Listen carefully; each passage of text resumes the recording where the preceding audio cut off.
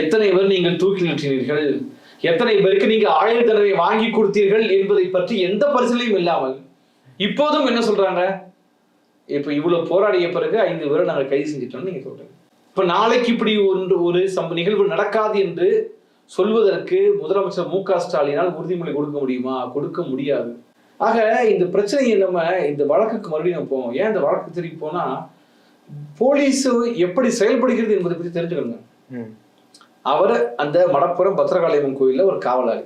அங்க கோயிலுக்குள்ள வரவங்க ஒரு 2 பேர் வருகிறார்கள்.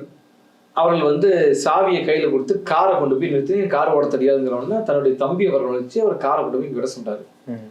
அப்புறம் இவங்க திரும்பி சாவியை வாங்கிட்டு வீட்டுக்கு போறாங்க. போகும்போது நகை காணவில்லைன்னு சொல்றாங்க.